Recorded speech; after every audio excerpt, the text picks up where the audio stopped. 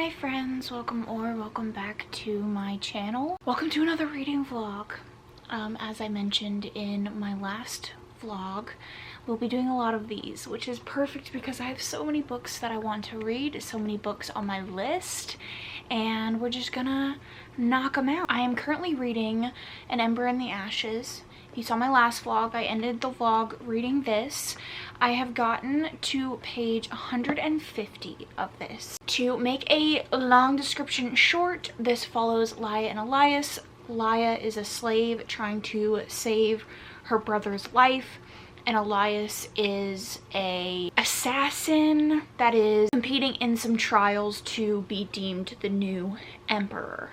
And they have met very briefly.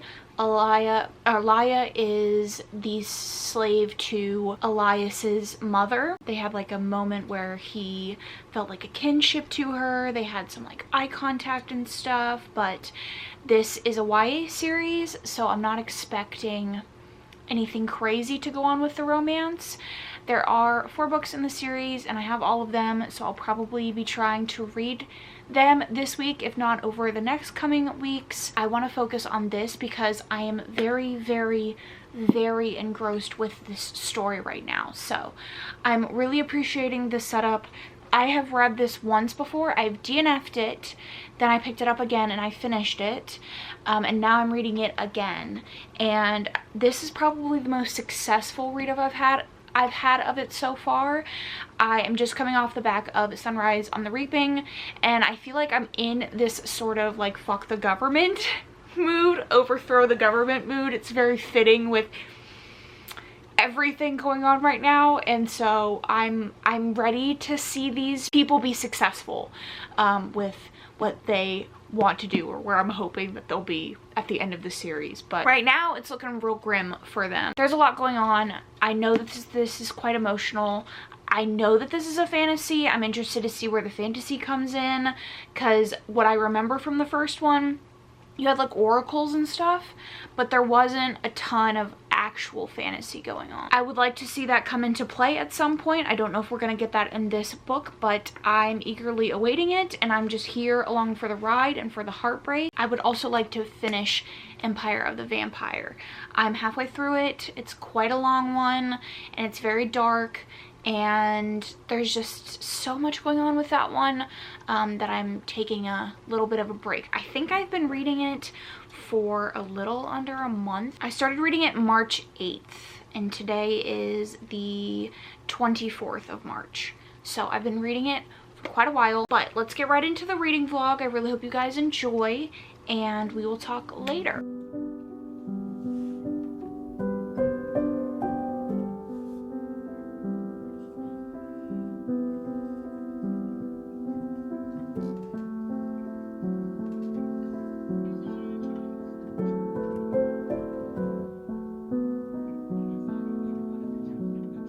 I would like to finish Ember in the Ashes today. I am a little over halfway through. I'm on page 247, and I think I should be able to finish this today, but I do have a Lorcana in a couple of hours at like 6. It's 1 o'clock now, so can I get it done in time? Who knows. But I'm liking this much more than I did the first time I read it. I think I said this in my last clip, and there's so much that I never noticed the first time that I read this, and I'm wondering if I was just so numb in 2020 to everything that I didn't notice how like tension filled and emotional and like gut-wrenching and cruel this book is. There's this level of fantasy that I didn't catch the first time. There's like djinn and wraiths and spirits and things going on that I just don't know how I didn't see it the first time. Like I was fully convinced that there was no fantasy, and there definitely is. It's pretty small. There's very little mention of these like fantastical creatures, but they're definitely there. We have characters being hunted by wraiths. We have characters like being able to commune with shadows. I'm liking it a lot more the second go round, I guess technically third go round, and I would like to finish it today like I said, but I don't know how realistic that is, especially because a new chair for my office just arrived and I kind of want to build it and get it set up, so yeah.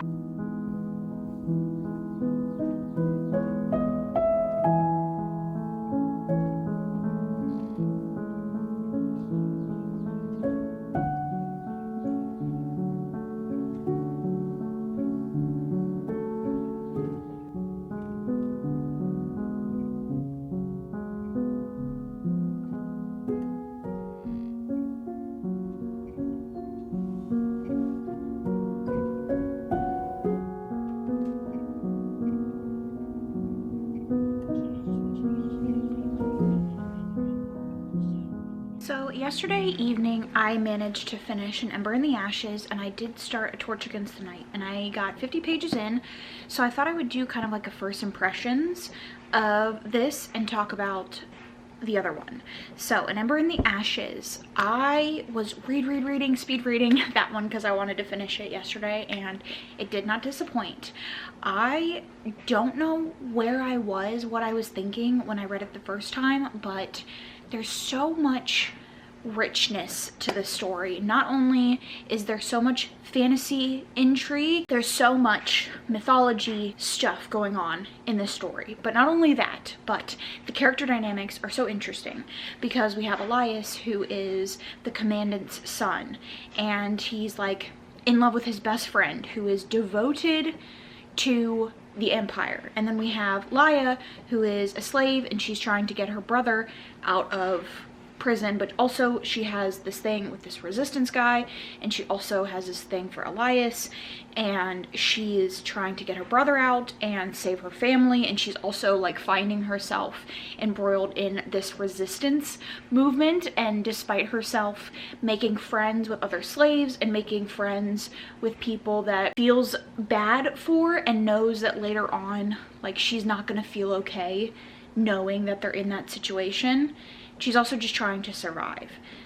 And then we obviously have Helene, who is devoted to the Empire. That's the woman that Elias is best friends with. She's like devoted to the Empire, and she like fully believes in everything the Empire does, and she like doesn't want to help any of the slaves, and she multiple times pushes back on Elias making comments about how the Empire is corrupt, or how the way that slaves are treated is not correct, and like slavery in general is not correct. Is very obviously like in love with him, but they are just very fundamentally different people. That creates like interesting dynamics for them. And then we also have a pretty fascinating plot, because we have obviously the resistance and the Empire as the forefront of the plot, and then we have all of this otherworldly things going on with like destinies, and we have these immortal beings who are like making decisions for people and making pacts with people like behind the scenes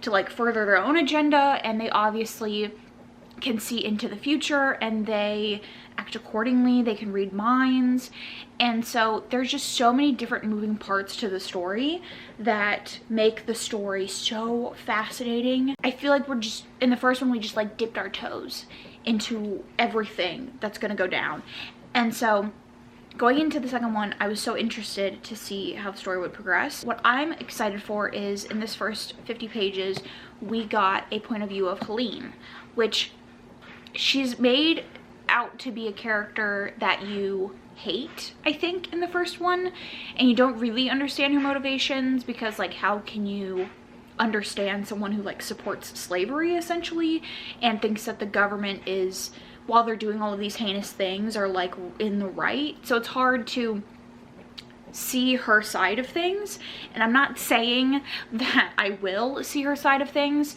but I'm glad that we're getting her point of view, because you're kind of left wondering what's the point of her character. And she's obviously in a completely different place than Laia and Elias are. She is part of the Empire, and she kind of has power, kind of has power. We'll see where her character goes. And honestly, and I never say this because I'm a romance girl at heart, I love love, I am not intrigued by the romances in really any regard. I don't really care if Elia and Elias end up together, don't care if she ends up with her resistance guy, don't care if he ends up with Helene. I don't want him to end up with Helene, at least as she is now.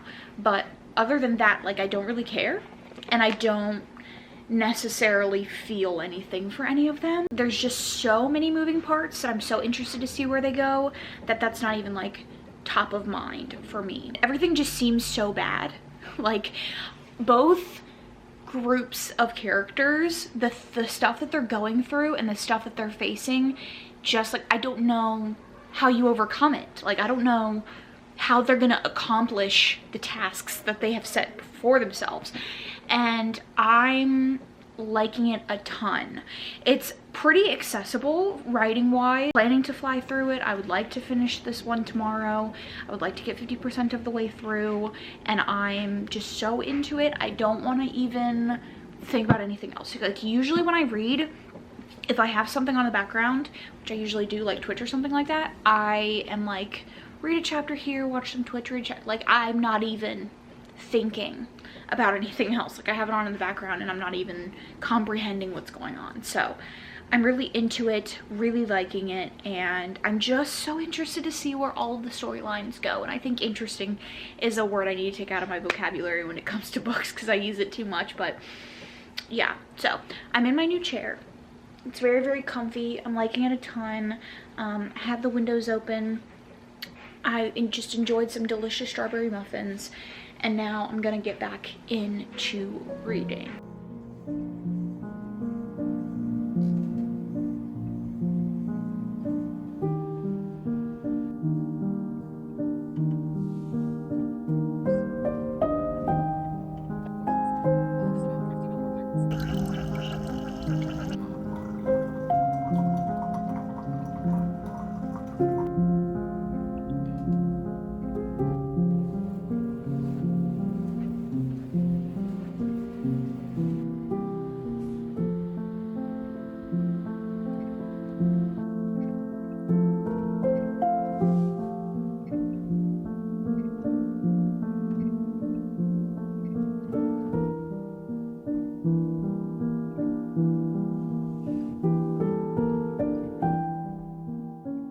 Alright, please excuse the sound of the space heater in the background. I hope it's not too loud. It's just warm enough to be able to open the windows for the cats, but it's cold enough for me to be cold. So I have about this much left of A Torch Against the Night. I'm on page 397 of 450, I think. So we're like rounding in the last 50 pages, and I'm so incredibly nervous. This has been very, very, very, very good, which is interesting to me because the setup for this novel is not generally something that I would like. We're following characters at different points, which is not the problem. The problem is that this is kind of a travel novel a little bit for one group of our characters, and I'm not the biggest fan of that. But it's been so well done, so good, and I'm just really nervous where this is going to go. We've gotten some questions answered. We still have so many questions to go, and it's just looking bad. Everything is just bad. Everything's bad. Everything's bad. Any like glimmer of hope that we had, it has just been destroyed, crushed. So I'm going into the last 50 pages very concerned, very much worried about where we're going to end up in book 3. So I thought we could read it together and get my honest reaction to the last 50 pages. So let's just jump right into it.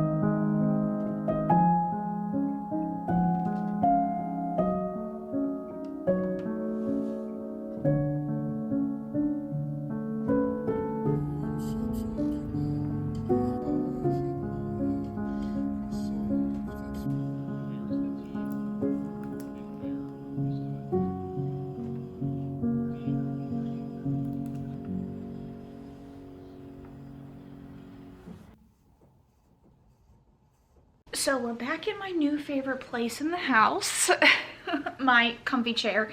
I think I'm gonna get a tree to put right there. I wanted to know what it would look like regardless. I have some decorating to do for this area, but for now, still one of my favorite areas in the house. So I wanted to very briefly talk about what I'm currently reading. I finished Torch Against the Night and I am almost 100 pages into A Reaper at the Gates. So because this is a series and I'm reading it all in one go, and I obviously am not going to spoil the novels for anybody, I'm not going to be talking too much more about the books as I go. I'm gonna kind of give general feelings and things because I feel like anything else that I do is either going to be very repetitive or spoilery, and I feel like my feelings have not changed that much, but I have had some observations, I guess you could say. So I settled on a 4-star for this one. You obviously saw my reaction to the ending of this one, and I had to like take a little bit of a break after I finished this before I started Reaper at the Gates. I started reading something else, it didn't work out, so I really just like watched Twitch and stuff for the rest of the night yesterday. But overall, this was a 4-star. The main reason that this was a 4-star is that the ending was a little bit disappointing. So obviously you saw like during the main conflict, my reactions to everything. It was a lot of like reveals and things going on, very fun. However, the last couple of chapters were really disjointed from the rest of the story. So we obviously had a lot of big reveals, a big action scene, a lot of stuff going on to further the plot, and then the last couple of chapters we get a time skip and it's just like all action stops. So usually in the structure of a novel we have rising and falling actions, and usually it's like rising and then falling like this, but for me, the ending felt very unsatisfying because it's like rising and then straight down, it just immediately falls in the middle of the scene, in the middle of what's happening, in the middle of the drama, in the middle of the intense action scene. This thing that we've been building up for hundreds and hundreds of pages is finally happening, and then we just get a time skip. Like it's the last chapter and there's a time skip, and it's like we missed everything. We missed everything, all of the important stuff. And we get it later as like a recap, and it was just frustrating. It was anticlimactic, and I don't know, it wasn't like the ending that I wanted. I'm now into this one, and the thing that I'm loving about this series, and I don't know if I have mentioned it in a previous clip, so with YA fantasy, a lot of the times you have a age-appropriate character, right? They're like 16, 17, 18, whatever. Teenager, young adult, whatever the demographic of YA. That's up for debate based on marketing and the evolution of YA. But anyways, in YA, you usually have a main character or main characters that are like 17, 18, 19. 16 to 19 is usually, for YA fantasy, what I tend to see. We don't get a ton of books that are younger than like 15, 16-ish. Usually you have teenagers, kids, not fully developed up in the old noggin, and they have some crazy power that makes them super strong, and they're up against an empire or a government, some tyrannical force that has been around for like thousands of years, hundreds of years, has powers, might be immortal, and they somehow beat it in 1 to 2 books. Sometimes 3 books, whatever. They beat this force and they are like now the governing body. They have the most power in the government. They have the most power in the world. They're the strongest, and they're making all of these decisions now for all of these governments, all of these countries, whatever. They're now the decision maker, which as a 28-year-old reading that, you know, like the idea of me at 17, even with special powers, like overthrowing this government that's been around for thousands of years with immortal beings, it just doesn't comprehend. It just doesn't make a ton of sense. Now I see as like a teenager how that could be fun, and I get that, but what I'm appreciating about this is we have this, in the first novel, we had the trials, and obviously during the trials we learned that whoever wins the trials will become the emperor of this country. And as the story has gone on, we have realized how much other forces were at play during that trial, and how little freedoms and little choice everybody had in that situation, and how little control the characters were actually in. And we're just getting that more and more and more and more and more. So like, we have characters that are in positions of power that are like 19, but do they really have power? What's going on here? Who are they being controlled by? Who's actually making the decisions? It's something that I adore. I personally love the slow trickle of the expanding world, of finding out about these like immortal beings or gods or things of power that have been at play for thousands of years, have been putting these plans in position, and now it's like coming to fruition of their own accord, not something that our characters are doing. And it's like, it creates this like, if you've ever seen the video of the woman who's like just standing like this in this massive tsunami wave is like coming to crash over her, that's what it feels like. It's like our characters are just this little speck, and they're fighting and they're fighting and they're running and they're fighting and they're fighting and they're fighting and they're trying to escape. They're trying to do better. They're trying to make life better. They're trying to improve lives. They're trying to change the trajectory of this ginormous political battle, this war that's going on, this oppression, this genocide that's happening. They're trying everything that they can, and it doesn't matter because these forces have been at play for so long, and I'm obsessed with that. I love that. It makes enormity of these beings, of these gods, of these things that have power. It makes the enormity there. It makes the stakes feel so real and so high, and it doesn't just feel like our characters are going to win in the end, because I genuinely, truly, 1000% honest to these gods, have no idea how this is going to go. Like, how are they going to be successful? How are they going, is it even going to be a success at the end? Are they just going to survive? Are they all going to die? What's going to happen? Like, I don't know. And I am just so thrilled to see that. I'm really enjoying this series. At the moment, it's still like a 4-star series overall for me, which by no means is a bad thing. I am hyper critical when it comes to reading and ratings. I really don't just throw around 5 stars a ton. Sometimes if I'm in like a generous mood, I will, but usually if something is a 5-star, like, it really worked to get that 5-star. And I'm not saying that this and the last one can't be 5 stars, because they certainly can, but thus far it's like a 4-star series, and I would recommend it. Like, heavy recommend if you're trying to get into fantasy, if you want something just different with a little bit of spice, not sexy time spice, like spice, like different world building and creatures and things that we don't tend to see. I would urge you to read this. It's incredible. And yeah, I'm just so ready to get back into it. I'm so sad that we only have this book and the next book, and I do know that The Heir, which came out end of last year, that I got in a book box, is part of this world. I did not know that when I got it, and I'm very glad that I held off reading it, but it's set in the same world, and I don't know if I'm gonna want to leave this world, so I might just immediately pick it up and read it, because I just, like, I'm so here, you know. And like, this revelation, I was journaling about this series, and I was like trying to figure out why I love it so much, and I think that's why. It's just so complex. There just is this like ray of hope in it all. And I think someone at the end on the back said, a harrowing, haunting reminder of what it means to be human, and how hope might be kindled in the midst of oppression and fear. I don't know, between this and Sunrise on the Reaping, I feel like we just need these books. Like, we just need them, you know? And I think that's what's so amazing about fantasy. And I think we could talk all day about how reading is inherently political, and plenty of people have had conversations about that. But these stories are so needed.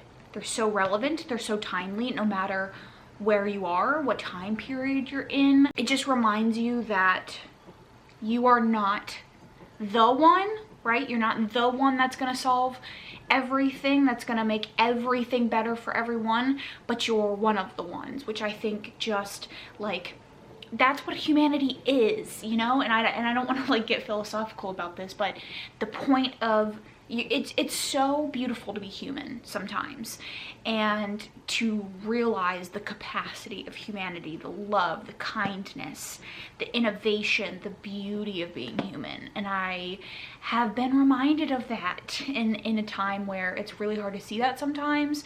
It's beautiful to have books where I'm like, yes, this is hope. I want to continue reading it. I'll probably end up updating you guys on my thoughts once I've gotten all the way through it. Like I said, now that I'm further into the series, I don't want to just repeat myself over and over again, and I don't want to spoil anything. So I'd like to finish it today. We'll see how it goes. I do appreciate that all of these are like relatively the same length, because then I can get halfway through and I'm like, yes. Anyways, I need to stop rambling. I'm gonna go back to reading. We'll talk later.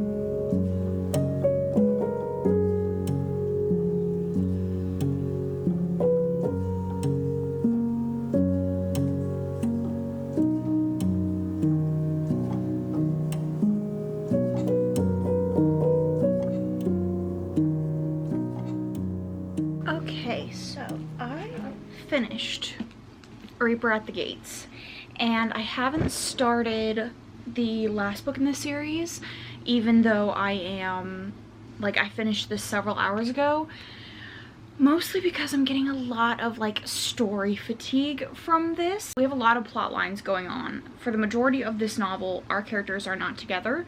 They're going their own separate ways to kind of fulfill their own like mission. But the book is go, go, go, go, go the entire time. They do one thing, and then it's another thing, and then it's another thing, and they fail at every single thing that they do. And while I appreciate a little bit of failure here and there, I don't enjoy reading our characters being miserable constantly and failing constantly and not being able to do anything. And it created a level of exhaustion, especially like the last half of the book, where I was like, this is just too much. Like, I was enjoying it, and then it just all started to weigh on me. And because the story is so fast, we never really got any time for our characters to sit with the stuff that they're going through and the decisions that they're having to make, which I think makes for room for character growth. Like, obviously our characters are growing through the things that they're doing, the decisions they're having to make, but we're not seeing the process of that. And with the major things that happened in this novel, we really needed time to sit and process, because our characters were doing so many different things. And I felt like, particularly with Elias's character, there was a lot of random stuff that he was doing in an attempt to draw his storyline out so that we could get to the end. And I didn't necessarily feel that the second book was a filler book, but this one definitely felt in some ways like a filler book. And I would not have minded so much if we just we weren't constantly on the move, constantly losing, and we weren't getting no room with our characters. I'm a character-driven person, so the plot can be fast-paced and fun, and that's all well and good. But if I don't have some like characters to cling on to, then I'm not going to enjoy the story as much. That's not to say that I'm not enjoying the story, because I am. But this one has just felt pretty exhausting to read, and I just need like to separate myself from it. I'm probably going to start the fourth one at some point today. I just needed a couple hours to like shut my brain off. That being said, The novel was like a 3-star for me for all of the reasons that I said prior, and I don't necessarily know how satisfying the ending is going to be, just with how much we've set up in this one. So we'll definitely see how it goes. I'm hoping to finish it tomorrow and just be done with the series and move on to something else, but I did start some fantasy romances in an attempt to like get my brain out of that headspace and into something else. So I started Spark of the Everflame. I've read this previously. It didn't really I didn't love it, but I'm giving it another shot because everybody really likes it, so I wanted to give it another chance. But that is the third book. Unfortunately, not my favorite. 3 stars. Hopefully the fourth one doesn't go the same way, or this series is like, we'll see how it goes. But for now, I'm gonna watch some Twitch, some Marvel Rivals, kind of chill, relax, and then we'll get right into the last book.